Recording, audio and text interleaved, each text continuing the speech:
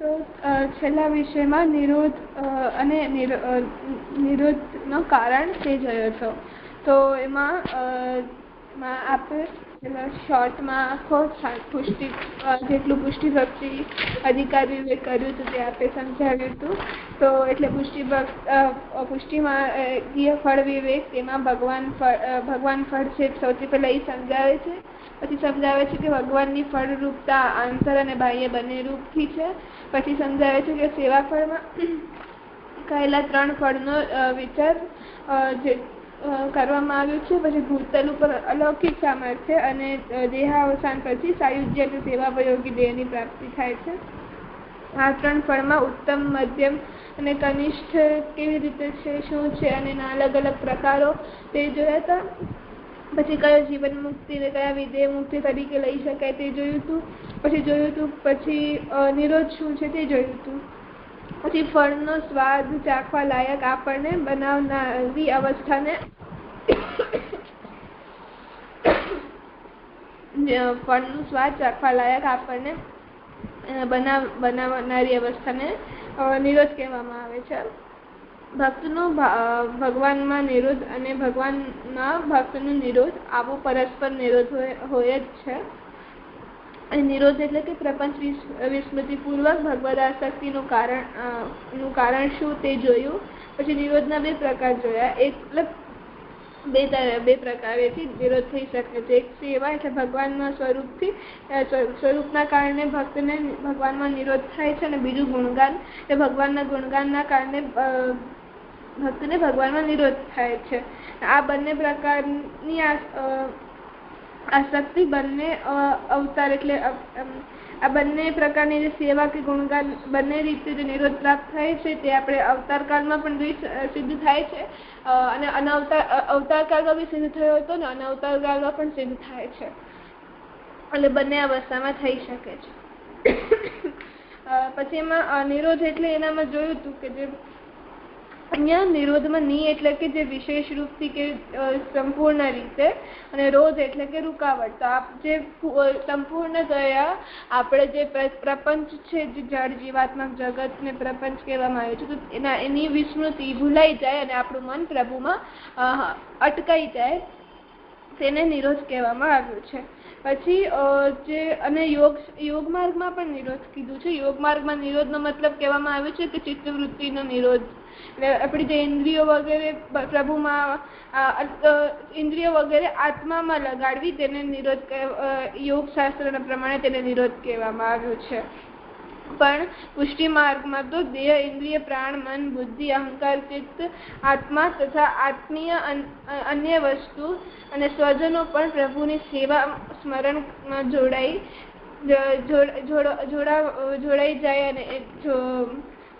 જાય તેને નિરોધ માનવામાં આવ્યું છે. એટલે આ ડિફરન્સ પણ અહીંયા સમજાયું યોગ માર્ગના નિરોધનું અને પુષ્ટિ માર્ગના નિરોધનું. એના પછી આગળ નિરોધ ભક્તનો અને ભગવાનનું પણ એમ જોયું કે ભક્તનો નિરોધ થાય છે તેમ ભગવાનને પણ નિરોધ થાય છે. તે અહીંયા કને તેને ગીતાજીના 9મા અધ્યાયના 29મા શ્લોકથી સમજાવ્યું છે કે પ્રભુએ અહીંયા કહ્યું છે કે જે ભક્તો મને પ્રેમપૂર્વક ભજે છે તેઓ મારામાં છે અને હું તેઓમાં છું. તે ભગવાનના આ કથનથી સમજી શકાય છે કે ભક્ત જેમ ભગવાનમાં નિરુદ્ધ થાય છે તેમ ભગવાન પણ ભક્તમાં નિરુદ્ધ થાય છે. અને આગળ પણ આપણે જોયું હતું કે પ્રભુ છે તે એટલે આગળ એવું આવ્યું હતું કે જેવા સાધુનો ભક્ત પ્રભુને મેળવવા માટે કરે છે એવી રીતે પ્રભુ પણ ભક્તને મેળવવા માટે સાધનો કરતા હોય છે. તો એ અમુક એટલે જેમ ભક્ત નામ સ્મરણ કરે છે ભગવાનનું તો એમનામાં વધારે સ્નેહ જાગે તો એમનું નામ યાદ રહે. પણ જ્યારે ભગવાન ભક્તનું જેમ અવતાર કાળમાં જોયું હતું કે અવતાર કાળમાં પ્રભુ સખાઓને બોલાવતા, યશોદા મૈયાને બોલાવતા તો એમનું નામ લેતા તો એમને એકદમ બધું જ ભૂલાઈ જઈને પ્રભુ બોલાવે છે તે યાદ રહેતું, બધા ડિસ્ટ્રેક્શન છૂટી જતા અને પ્રભુ બોલાવતા તો પ્રભુ સાથે સંયોગ એમનું વધારે થતું. તો એ રીતે આ એક્ઝામ્પલથી સમજાય છે કે ભક્ત અને ભગવાન બંનેને નિરોધ થાય છે. તો તેને સર્વાત્મા ભાવ કહ્યું છે. અને પછી આગળ નિરોધનું કારણ શું છે તે જોયું હતું. તો અહીંયા એમ સમજાવે છે કે આ જગતમાં ભગવાનની જેવી લીલાઓના કારણે ભક્ત પ્રપંચને ભૂલી જઈને ભગવાનમાં અનન્ય ભાવથી આસક્ત થઈ જતો હોય અને ભગવાનની તે લીલા ભક્તના ભગવાનમાં નિરુદ્ધ થવાનું કારણ માનવામાં આવે છે. એટલે અહીંયા એક્ઝામ્પલ પણ આપ્યો છે કે જ્યારે ભક્તો જે પ્રભુ વ્રજમાં લીલા કરતા તો એનામાં એમના જે પણ વ્રજ ભક્તો ગોપીઓ, નંદ બાબા, યશોદા મૈયા, તે બધાને સૂતા, જાગતા, રમતા, મતલબ સ્નાન કરતા, ભોજન કરતા હરેક ક્ષણે એમને પ્રભુને જ સ્મરણ થતું, એમને પ્રભુમાં જ તલ્લીન રહેતા, ભગવાનમાં જ તલ્લીન રહેતા હતા.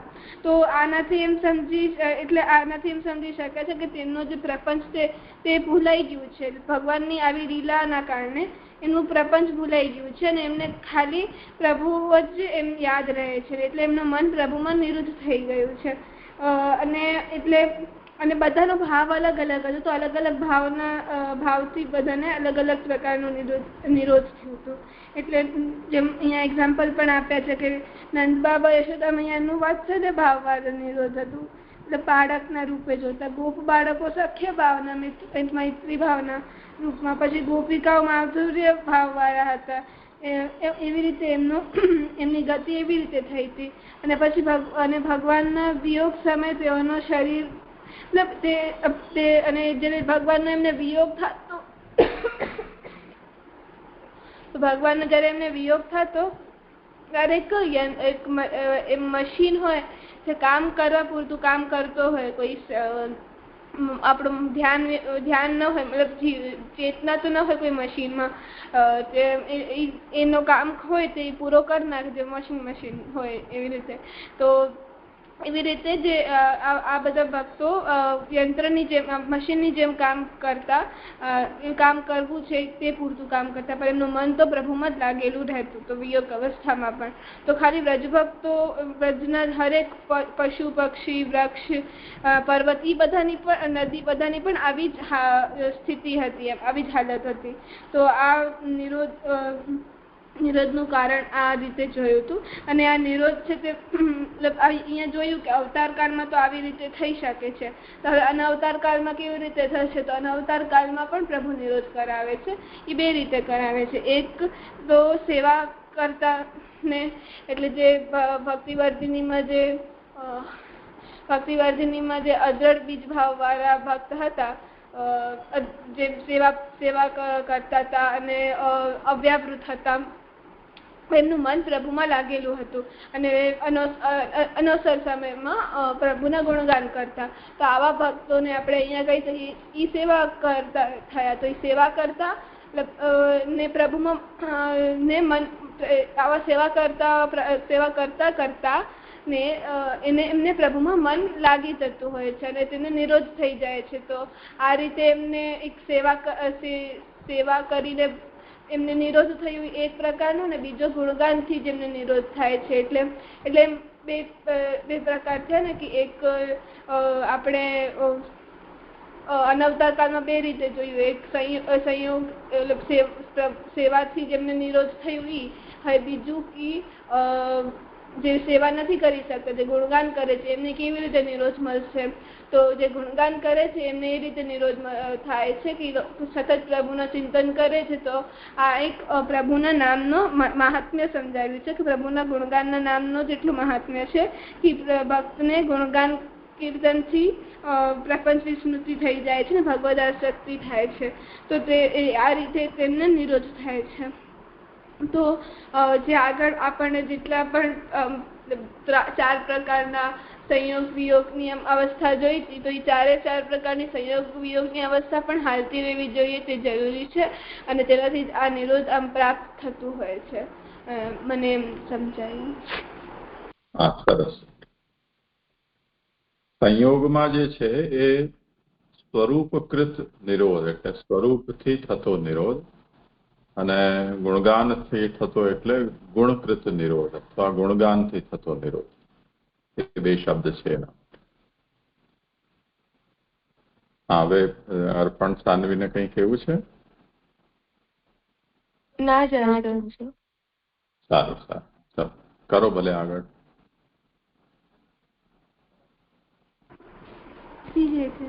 નિરોધનું સ્વરૂપ.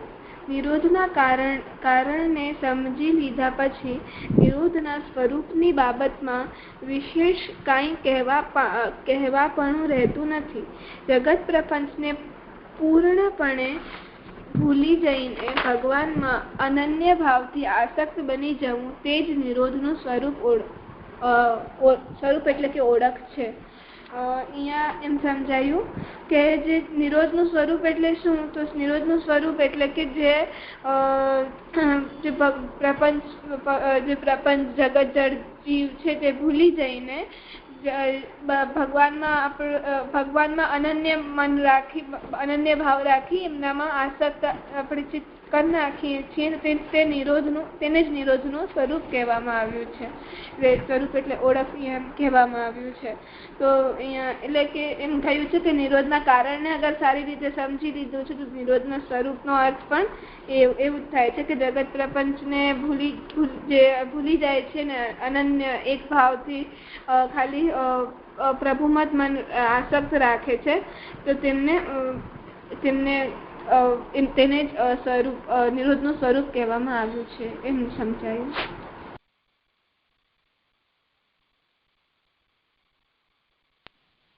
ઠીક છે, કરો. નિરોધનું કાર્ય. કારણ અને સ્વરૂપને સમજી લીધા બાદ નિરોધનું કાર્ય એટલે કે તેની અસર કે પ્રતિક્રિયાને પણ જાણી લેવી જોઈએ. નિરોધની અસર ભગવદ વ્યસન હોય છે. જે ભક્ત ભગવાનમાં નિરુદ્ધ થઈ જાય છે એટલે કે પ્રપંચને વિસરી જઈને ભગવદાસક્ત થઈ જાય છે તેને ભગવાનના સંયોગ અને વિયોગની અનુભૂતિ તીવ્રતાથી થવા લાગે છે. વ્રજભક્તો માટે શ્રી ભાગવતમાં કહેવાયું છે કે ગાયોને ચરાવવા માટે વનમાં પધારેલા શ્રી કૃષ્ણના દર્શન વિના વ્રજ એટલે કે ગોકુળમાં રહેલા નંદ, યશોદા તેમજ ગોપીઓને એક પળ 100 યુગ જેવડી લાગતી હતી. વનમાંથી ગાયો ચરાવીને ભગવાન જ્યારે પાછા વ્રજમાં પધારતા ત્યારે તેમના દર્શન કરીને તેમને પરમ આનંદ થતો. વ્રજભક્તોની આ અવસ્થાને ભક્તિવર્ધિની ગ્રંથમાં વ્યસન અવસ્થા કહેવાય છે. નિરોધનું સ્વરૂપ સંપન્ન થતાં જ નિરોધની અસર અર્થાત વ્યસન દશા દેખાવા લાગતી હોય છે. તેથી જ ભગવાનના સંયોગ સમયે પરમાનંદની અનુભૂતિ અને એક ક્ષણ પણ ભગવદ વિયોગને સહન ન કરી શકવું એ નિરોધનું કાર્ય માનવામાં આવે છે. અવતાર કાળમાં ભગવાન જેટલો સમય વ્રજ એટલે કે ગોકુળમાં રહેતા તેટલો સમય નંદ, યશોદા તથા ગોપીઓને ભગવાનના સંયોગને કારણે પરમાનંદની અનુભૂતિ થતી હતી. અને ભગવાન જ્યારે વનમાં ગાયો ચરાવવા માટે પધારતા ત્યારે તેમને ભગવાનના તીવ્ર વિયોગની અનુભૂતિ થવા લાગતી હતી. અનવતાર કાળમાં ભગવત સેવાનું અવસરે ભગવાનના સંયોગની અનુભૂતિ છે તથા અનવસર એ વિયોગની અનુભૂતિ છે. આથી નિરોધના કાર્યરૂપ વ્યસન દશાનો અનુભવ ભક્તોને અવતાર કાળની માફક અનવતાર કાળમાં પણ થતો જ હોય છે. આમાં એમ સમજાયું નિરોધનું કાર્ય એટલે નિરોધનું કાર્યમાં એમ સમજાય છે કે કારણ અને સ્વરૂપ આપણે આગળ સમજ્યા, એના પછી નિરોધનું કાર્ય આવે છે. તો નિરોધનું કાર્ય એટલે શું? તો એનો મતલબ એમ છે નિરોધનું કાર્ય એટલે કે એની જે રિસ્પોન્સ, પ્રતિક્રિયા, એનો જે અસર પડે છે નિરોધનું એ ભક્ત ઉપર શું થાય છે, તો એ અહીંયા સમજાવે છે કે નિરોધનો જે અસર છે તે ભગવદ વ્યસન છે.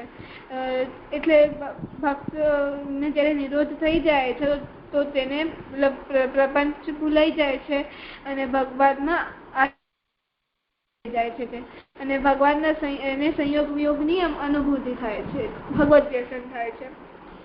અને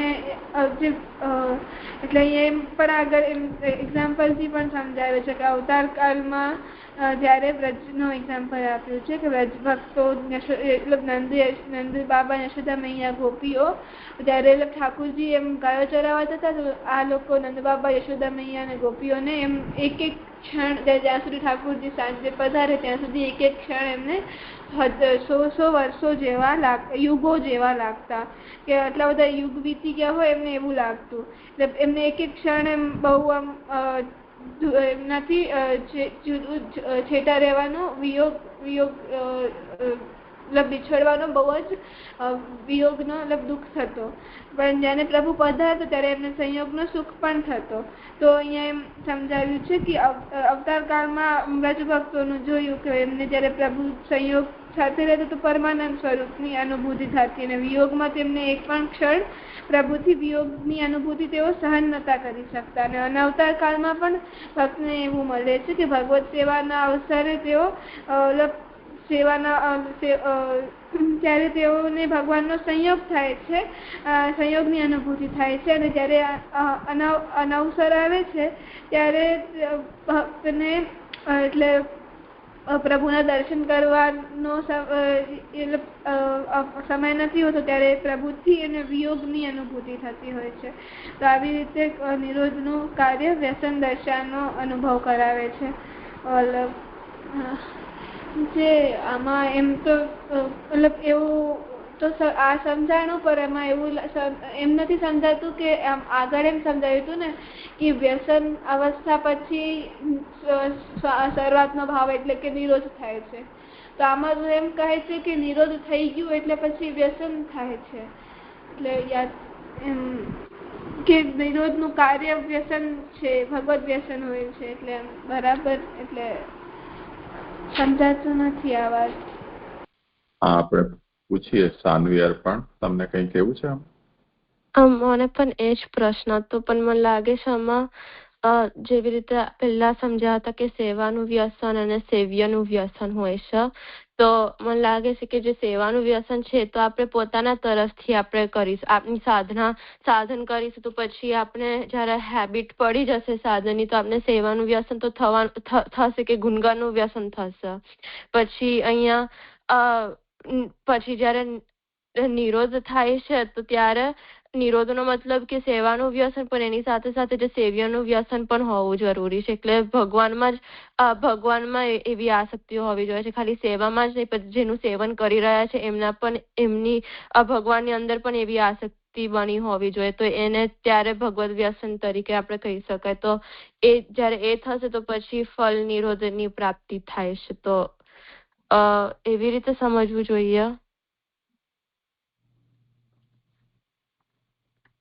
જો દરેક વસ્તુ છે એની ડિગ્રી હોય, ગ્રેડ હોય કે એના સ્ટેપ્સ હોય, તો કોઈ વાતને આપણે એક નામ આપી દઈએ, ચાહે વ્યસન, નિરોધ કે માનસી, તો દરેક વખતે એની એકદમ સર્વોચ્ચ કક્ષા કે અંતિમ કક્ષા એનો અર્થ છે એવું દરેક વખતે નથી હોતું. પણ સબ્જેક્ટને ઇન્ટ્રોડ્યુસ કરવા માટે આપણે એક વખત એ નામ આપી દઈએ, જ્યારે એનો વિશેષ સૂક્ષ્મતાથી વિચાર કરતા હોઈએ તે વખતે, એટલે કે ફાઇન ટ્યુનિંગ જ્યારે આપણે કરીએ તે વખતે એના જે સૂક્ષ્મ પાસાઓ છે એને વિચારવા પડતા હોય છે. તો ભગવદ આસક્તિ આ નિરોધ છે, પણ આપણે જો આ શબ્દને પકડીને ચાલીએ તો એ આસક્તિ તો ભક્તિવર્ધિનીમાં વ્યસનના પહેલા બતાવી છે. તો યદિ આસક્તિ જો વ્યસનના પહેલા હોય તો નિરોધ તો પછી વ્યસન પછીનો ફલ છે કે અવસ્થા છે.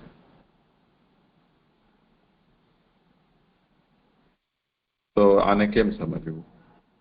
એટલે આપણી પાસે જે શબ્દો છે અને જે મુખ્ય તાત્પર્ય એ શબ્દનો છે એ સમજાવવા માટે આપણે કોઈ એક એની પરિભાષા, ડેફિનેશન આપણે કરી રહ્યા છીએ. અલ્ટિમેટલી આ બધું છે ભક્તિના જ પ્રકારો છે, અથવા પ્રેમ કે સ્નેહના પ્રકારો છે. લોકમાં આપણે જેને સ્નેહ, પ્રેમ એમ કહીએ છીએ. પ્રભુ સંબંધમાં છે તો આપણે એને ભક્તિ કહીએ છીએ. તો હવે જો પ્રેમની એક અવસ્થા સ્નેહાત રાગ વિનાશસ્યાત એવી હોય, એટલે એકમાં સ્નેહ થયો તો અને બીજામાંથી આપણો રાગનો નાશ થયો. એક જગ્યાએ ચીટક્યા તો બીજી જગ્યાએથી ઉખડ્યા, એમ કહેવાનો મતલબ જો આપણે સરળ ભાષામાં કહેવું હોય તો ચીટકવું અને ઉખડવું. હવે તમે એક જગ્યાએ ચીટકી શકો એમ હો તો બીજી જગ્યાએથી ઉખડ્યા સિવાય બીજો કોઈ રસ્તો જ રહેતો નથી. તો ઉખડી તો ગયા, પણ આસક્ત્યા સ્યાદ ગ્રહારુચિ ગ્રહસ્થાનામ બાધકત્વમ અનાત્મત્વં ચ ભાસતે. આસક્તિ અવસ્થા ઉપર આપણો સ્નેહ પહોંચ્યો છે કે ભક્તિ પહોંચી છે, તો જે આપણી જેમ પ્રભુના અંદર ચીટક્યા નથી કે ચીટકી શક્યા નથી એવા લોકોને જોઈને પણ આપણા મનમાં કોઈ જાતનું ડિસ્ટર્બન્સ ફીલ થાય. એટલે અરુચિ, વિરુદ્ધ રુચિ. એટલે જેમ આપણે કોઈ મનગમતું કાર્ય કરતા હોઈએ અને એમાં કોઈ વ્યક્તિ આવી જાય તો આપણે મનમાં એમ આવે કે અરે આ ક્યાં આવી ગયો અત્યારે. આ અરુચિનો ભાવ છે. એનાથી એક સ્ટેપ આગળ આપણને એમ લાગે કે આ ન આવે તો સારું, જાય તો સારું. તો બાધકતા એટલે જે વ્યક્તિ આવી છે એના અંદર આપણને ઓબ્સ્ટેકલ છે એવું આપણને લાગે, કે ડિસ્ટર્બિંગ કેરેક્ટર છે એવું આપણને લાગે. તો સ્નેહમાં ઉખડી જવું બીજી જગ્યાએથી અને એકમાં લાગી જવું, ને આસક્તિમાં એના પ્રત્યેની થોડી નેગેટિવ ટેન્ડન્સી આપણા અંદર ડેવલપ થઈ છે, નેગેટિવ ફિલિંગ્સ આપણને ડેવલપ થઈ છે એવું આપણે કહેવા માંગશું. અને વ્યસન છે એનાથી એક સ્ટેપ આગળ છે. એટલે વ્યસન શબ્દનો પ્રયોગ જેના સાથે ચીટક્યા છીએ એમાં એવા ચીટકી જવું જેમ ઓલું પરમેનન્ટ ફિક્સર હોય એ જાતનું, કે ત્યાંથી ઉખડવું મુશ્કેલ છે. તો જેમાં આપણે કોઈ એડહેસિવથી ચિપકાવી દઈએ તો મીઠું નાખે કે ગરમ જલ નાખે તો એ ઉખડી જાય. પણ વેલ્ડિંગ જેવી રીતે થતી હોય છે એમ કરો તો એ બંને એક રસ થઈ જાય. તો જે વ્યસન છે એ એવું ચીટકવું છે કે એનાથી અલગ કરવું મુશ્કેલ બને. પણ આ જે ત્રણ છે એના અંદર પણ સ્નેહના પણ તીવ્ર સ્નેહ, તીવ્રતમ સ્નેહ, સ્નેહ પછી તીવ્ર સ્નેહ અને તીવ્રતમ સ્નેહ, એમ એના ફર્ધર આપણે ત્રણ પ્રકારો વિચારી શકીએ. એટલે આ તો કહેવા માટે 30 પણ કરી શકીએ. એ જ રીતે આસક્તિ, તો આસક્તિ, તીવ્ર આસક્તિ અને તીવ્રતમ આસક્તિ, એમ ફરીથી એના પણ 3 આપણે વિચારી શકીએ. અને તે જ રીતે વ્યસનમાં પણ એક વ્યસન, જે તીવ્ર વ્યસન અને તીવ્રતમ વ્યસન, એમ એને ડિગ્રી આપણે સેટ કરી શકીએ. એવી રીતે અહીંયા પણ એ જ વાત કહેવામાં આવી રહી છે કે જો તમે ભગવદ ભક્તિ છે એને નિરોધના એંગલથી આપણે વિચાર કરીએ એટલે ભગવદ આસક્તિ બરાબર નિરોધ. એમાં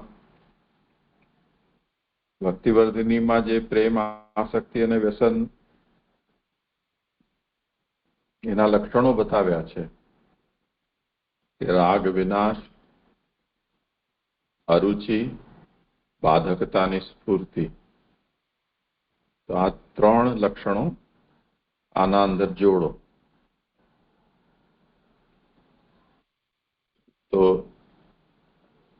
રાગ વિનાશ એટલે આપણે જ્યારે કોઈ એક કાર્યમાં રુચિવાળા બનીએ તે વખતે यदि આપણને પહેલા જે વિષયોમાં આપણી રુચિ હતી એનું સ્મરણ રહે છે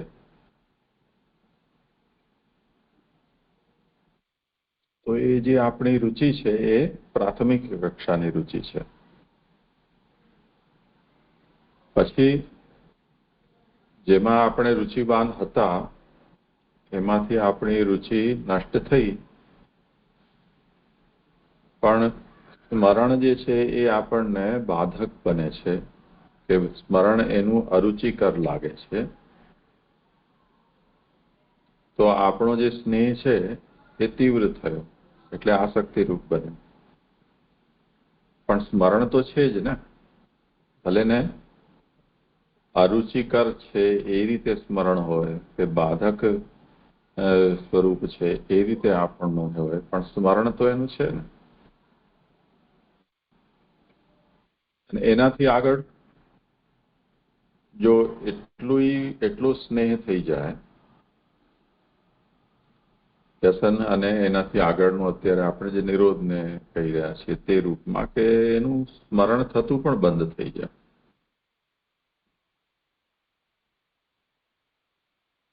તો ઇતર સ્ફૂર્તિ રહિતતા એટલે બીજું કોઈ વિષય છે એનું આપણને સ્મરણ પણ ન રહી જાય.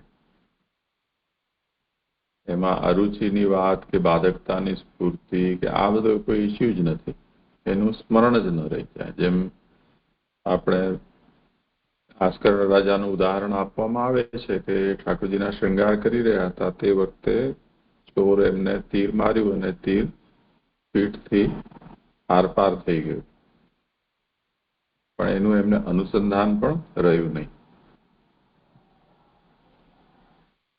તો આ જે તન્મયતા છે એ બહુ ઉચ્ચ કક્ષાની છે તન્મયતા. બ્લેડ જેવી વસ્તુ હોય, શાર્પ એજ જેની હોય, એનાથી આપણા ચામડી ઉપર કટ થાય તો આપણને ખબર નથી પડતી હોતી. એ આપણો બધાનો અનુભવ છે. પાણીમાં આપણે હોઈએ અને આપણા ચામડી કોમલ થઈ ગઈ હોય ત્યાં કોઈ ધારવાળી વસ્તુ આપણને ઘસાઈ જાય તો ચામડીમાં એવા રેશિસ પડી જાય, લોહી પણ નીકળવા લાગે પણ આપણને ખબર પણ ન હોય. કોઈક આપણને કે ત્યારે આપણને ખ્યાલ આવે કે લોહી નીકળે છે. એ જુદી વસ્તુ છે. પણ તીરનું આરપાર થઈ જવું એ તો એવી વાત નથી. પણ આ પ્રભુમાં એવી તન્મયતા ભાસ્કર રાજાની કે પોતાના દેહ ઇન્દ્રિયના વિષયમાં એમને કોઈ હોશ જ નથી. તો એ બહુ મોટી વાત છે. હવે આવું ક્યારે સંભવ બને? તો તન્મયતાની દ્રષ્ટિથી તો આ વાત બરોબર છે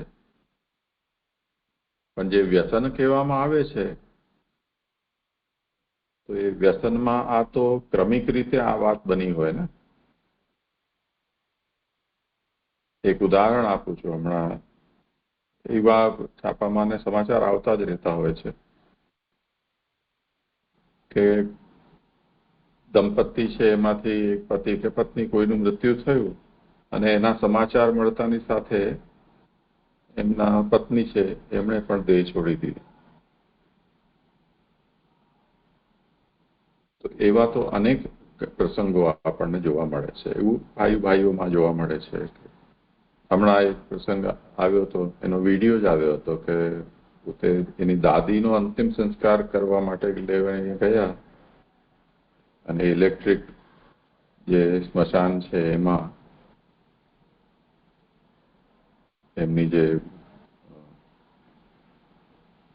જેમને સુવડાવીને અંદર સ્મશાનમાં નાખે તો જેવું અંદર નાખ્યું તો એની સાથે એમનો દોહિત્રો એટલે એમાં દીકરીનો દીકરો કે દીકરાનો દીકરો છે એ પણ સાથે કૂદી ગયો. ત્યાં સુધી તો લઈને આવ્યો એ સ્મશાન સુધી, પણ હવે પછીથી આ પાછી નહીં આવે એ કલ્પનાથી હું એમના વગર કેમ રહી શકીશ એવું એને લાગ્યું, અને એ અસહ્ય હતું એના માટે. એટલે એ પણ ચિતામાં, ઇલેક્ટ્રિક ચિતા હતી એની અંદર એ કૂદી પડે.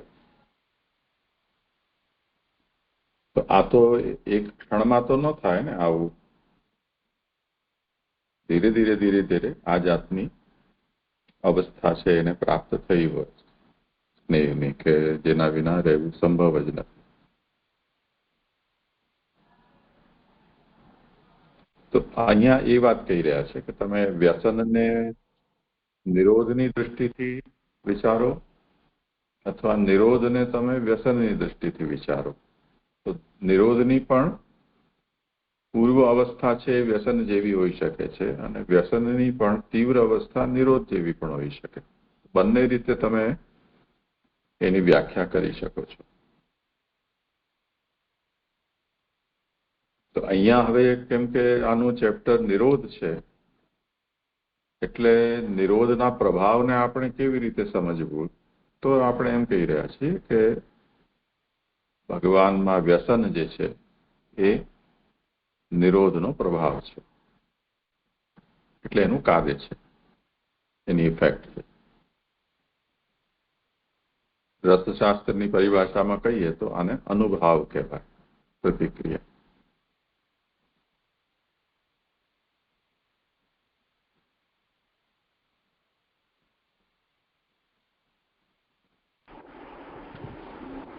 સમજાયું?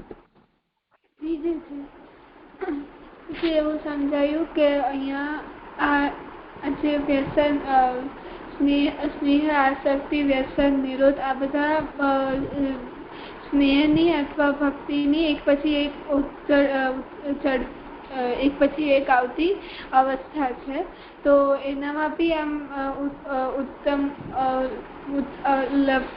એની પણ આમ ડિગ્રી હોય છે. એક એની તર અને તમ આપણે એમાં લગાડતા હોઈએ. જેમ આપણે એક્ઝામ્પલ આપ્યું સ્નેહમાં, તો સ્નેહ પછી એનાથી વધારે તીવ્ર થાય તો તીવ્રતર, અને એના ઉત્તમ જે એને સ્નેહ થતું હોય છે. તો એવી રીતે એમ ત્રણેય ડિગ્રીમાં એને આપણે જોવું જોઈએ. તો અહીંયા જે વાત કઈ છે જે નિરોધની, તો અહીંયા આપણે નિરોધની દૃષ્ટિથી વ્યસન અથવા વ્યસનની દૃષ્ટિથી નિરોધ આપણને જોવું જોઈએ. એટલે કે જે નિરોધની જે પૂર્વ અવસ્થા હતી એ પણ વ્યસન જેવી હતી એવું સમજવું જોઈએ, અથવા જે આ વ્યસન છે તે આગળ વધીને નિરોધની અવસ્થા જેવું થઈ ગયું, નિરોધની અવસ્થા બન્યું છે. તો આ રીતે આપણને આને સમજવું જોઈએ એવું મને સમજાયું. અર્પણ સાનવી? મનમાં એવી સમજણ પડી કે જે એટલે કે અહીંયા સ્નેહ, આસક્તિ, વ્યસન એટલે કે આસક્તિ એટલે કે એકમાંથી ચીટક્યા તો બીજામાંથી ઉખડ્યા, અને વ્યસન એટલે જેની સાથે ચીટક્યા તો એ પરમાનન્ટ બની જાય, તો એના માંથી ઉખડવું અઘરું પડી જાય છે. તો અને આવા એનામાં પણ સ્નેહ, આસક્તિ, વ્યસનમાં પણ જુદા જુદા ડિગ્રી હોય છે. સ્નેહ, તીવ્ર સ્નેહ, તીવ્રતમ સ્નેહ, આસક્તિ, તીવ્ર આસક્તિ, તીવ્રતમ આસક્તિ, અને એવી રીતે વ્યસનમાં પણ વ્યસન, તીવ્ર વ્યસન, તીવ્રતમ વ્યસન, એમ આપણે લેવલ સેટ કરી શકીએ છીએ. તો જો આપણે નિરોધના એંગલથી વિચારીએ તો ભગવત આસક્તિ એટલે નિરોધ, પણ ભક્તિવર્ધિનીમાં પ્રેમ, આસક્તિ, વ્યસનના લક્ષણો બતાડે છે. એટલે કે રાગનો વિનાશ, એટલે કે જ્યારે જે વિષયમાં આમની રુચિ હતી એનામાં સ્મરણ રહે છે તો આમની રુચિ પ્રાથમિક કક્ષાથી થઈ છે. હવે વિષયમાં સ્મરણ એ બાદ એકરૂપ આમના માટે બની જાય, અરુચિવાન છે, તો પણ હજુ સ્મરણ છે તો એ તીવ્ર સ્નેહ કે આસક્તિના રૂપમાં છે. અને એનાથી પણ આગળનું લેવલ, એટલે કે આમને એ સ્મરણ થવાનું આમનું સ્નેહ આમનું એટલું બધું ઉત્તમ અવસ્થામાં પહોંચી જાય કે સ્મરણ થવાનું જ બંધ થઈ જાય. એટલે કે જે બધા બાળકો જે છે અરુચિ કે બધું નહીં થતું, કારણ કે આમના સ્મરણ જ નથી રહેતું. તો આવી એ ઉત્તમ અવસ્થા છે. તો આપને વ્યસનની દ્રષ્ટિથી નિરોધ અને નિરોધના દ્રષ્ટિથી વ્યસન એવી રીતે આપણે જોવું જોઈએ. તો જે વ્યસનની તીવ્રતાને નિરોધ થઈ શકીએ છે અને નિરોધ ને નું ઇફેક્ટ વ્યસન છે એવું આપણે કહી શકીએ છીએ. મને એવી સમજણ પડી હતી. સાનવી? મનામાં એવી સમજણ પડી જેવી તો અર્પણ અને ભક્તિએ કહ્યું કે અહીંયા જુદા જુદા ડિગ્રીઝ કે લેવલ્સ હોય છે. એટલે ભક્તિવર્ધિનીમાં જોયું હતું કે ભક્તિવર્ધિનીમાં તો વ્યસનની વાત કરી હતી. તો એમાં તો આવ્યું હતું કે વ્યસન પછી નિરોધ આવે છે. પણ નિરોધની આપણે ડેફિનેશન જોઈએ કે સ્વરૂપ જોઈએ તો ભગવદ આસક્તિ પ્રપંચ વિસ્મૃતિપૂર્વક ભગવદ આસક્તિ. તો અહીંયા તો ભક્તિવર્ધિનીમાં આસક્તિ વ્યસન પહેલા આવ્યું હતું. તો આપણે આ કેવી રીતે સમજવું જોઈએ? તો આપણે સમજાયું કે જુદા જુદા લેવલ્સ હોય છે કે સ્નેહ, આસક્તિ અને વ્યસન તો છે, પણ એમાં સ્નેહ પછી તીવ્ર સ્નેહ પછી તીવ્રતમ સ્નેહ કે એવા ડિગ્રીઝ હોય છે. એટલે સ્નેહમાં એટલે આપણું મન જયારે ભગવાનમાં ચીટકી જાય તો આપણે સ્નેહ કહીએ, પણ જયારે પછી આસક્તિ હોય તો ત્યારે આપણે અનાત્મીયતાની ભાવના થાય. એટલે ચીટક્યા પછી જે બીજી બધી વસ્તુઓ છે એનામાં આપણે નેગેટિવ ટેન્ડન્સી જેવું આપણે થાય. અને જયારે વ્યસન થાય તો એવું ચીટકી જવું કે એનાથી પછી ઉખાડવું એકદમ અઘરું પડી જાય છે, કે અલગ કરવું અઘરું પડી જાય છે. તો આવી રીતે ભક્તિવર્ધિનીમાં જોયું હતું. તો પણ આમાં પણ જુદા લેવલ્સ હોય છે, કારણ કે જયારે આપણે તીવ્ર સ્નેહ થઈ જાય તો પછી આપણે તીવ્ર સ્નેહને પણ આસક્તિ રૂપ આપણે જોઈ શકીએ, અને જયારે તીવ્રતમ સ્નેહ થઈ જાય તો આપણે વ્યસન તરીકે પણ જોઈ શકીએ. એટલે આ બધા જે જુદા જુદા લેવલ છે ને આપણે ઇન્ટરકનેક્ટેડ રીતે આપણે સમજી શકીએ છીએ. કારણ કે જયારે તીવ્ર સ્નેહ થઈ જાય કે આસક્તિ રૂપ જે છે સ્નેહ, તો એમાં રાગ વિનાશ જે રાગ વિનાશ હતો કે કોઈ એક કાર્યમાં રુચિ આપને કોઈ એક કાર્યમાં આપની રુચિ થાય તો પછી જે બીજા બધા કાર્યમાં છે એમાં અરુચિની ભાવના થાય. તો એમાં પણ હજુ જે બીજા બધા જે કાર્ય છે એનું હજુ આપને સ્મરણ છે, પણ જયારે આ તીવ્ર સ્નેહ જો થઈ જાય તો જયારે તન્મય ઉચ્ચ કક્ષાની જે તન્મયતા બની જાય તો જે સ્મરણ છે એ પણ ભૂલાઈ જાય છે. બીજી બધી વસ્તુઓનું સ્મરણ જ નથી થતું. તો એ વ્યસન નિરોધના લેવલ પર આવી ગયું. તો આપણે અહીંયા સ્નેહના જુદા જુદા સ્નેહની પણ આવી સ્નેહ, તીવ્ર સ્નેહ અને તીવ્રતમ સ્નેહ તરીકે આપણે જોઈ શકીએ. તો એવી રીતે વ્યસન નિરોધના કોન્ટેક્સમાં જોવું કે વ્યસનને નિરોધની દ્રષ્ટિથી આપણે વિચારી શકીએ, નિરોધને પણ વ્યસનની દ્રષ્ટિથી વિચારી શકીએ. એટલે વ્યસનની તીવ્ર અવસ્થાને નિરોધને વ્યસનની તીવ્ર અવસ્થા આપણે નિરોધ કહી શકીએ, ઓર આપણે નિરોધની જે ઇફેક્ટ છે વ્યસન તરીકે કહી શકીએ. એટલે આપણે આ બંને ઇન્ટરકનેક્ટેડ છે, અને આપણે વ્યસન નિરોધને આપણે તીવ્ર અને પછી તીવ્રતમ એવી રીતે આપણે એમને કનેક્ટ કરી શકીએ છીએ. એવું સમજાયું જાય છે. બસ એને સરળતાથી સમજવા માટે કોઈ રંગનું તમે ઉદાહરણ લઈ લો, અને જેમ રંગના શેડ હોય તો આજકાલ આપણને આમાં ડિજિટલ સ્ક્રીનમાં એક જ રંગની આપણને એક લાંબી સ્ટ્રીપ જોવા મળે કે જેમાં બોક્સ હોય નાના નાના. એના તમે પેરામીટર બદલો એટલે લાઇટ અને ડાર્ક ઘટતું વધતું આપણે જોઈ શકીએ, પણ દરેકમાં એ કલર એક જ છે. તો લાલ લો કે બ્લુ લો કે ગ્રીન લો, કોઈ પણ એક કલર. એવી રીતે આ ભક્તિ એક જ નામ આપો આને. તો એની એકદમ પ્રાઇમરી અવસ્થા રુચિ, અથવા એનાથી પણ ઓર પ્રાઇમરી જાઓ તો શ્રદ્ધા કે આદર, પછી રુચિ, પછી માન લો કે રુચિના 3 પ્રકાર, પછી પ્રેમ, તો પ્રેમના 3 પ્રકાર, આસક્તિના 3 પ્રકાર, વ્યસનના 3 પ્રકાર, ફાઇનલી નિરોધ. તો એ રીતે આને આપણે સમજી શકીએ છીએ. એ જ રીતે જો તમે નિરોધને ટાઇટલ બનાવીને કરવા માંગો છો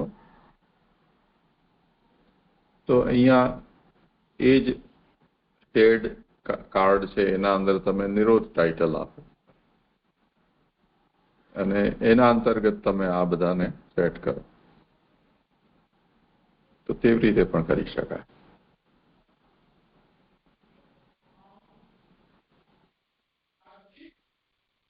મુખ્ય વાત અહીંયા એ છે કે નિરોધને સમજાવીએ છીએ ત્યારે એની ઇફેક્ટ આપણને પ્રેમાસક્તિ વ્યસનના રૂપમાં વર્ણવવી પડશે.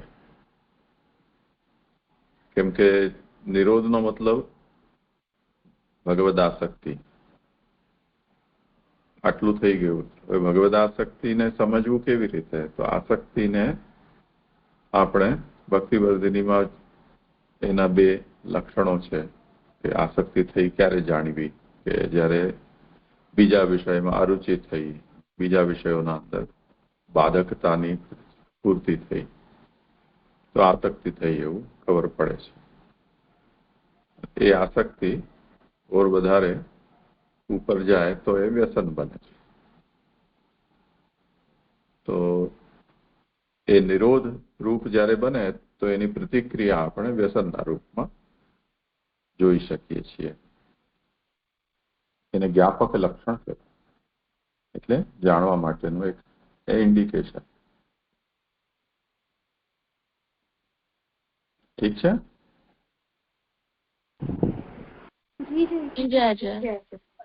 હા, સારું. ચાલો આજે આપણે અહીંયા વિરામ રાખીએ.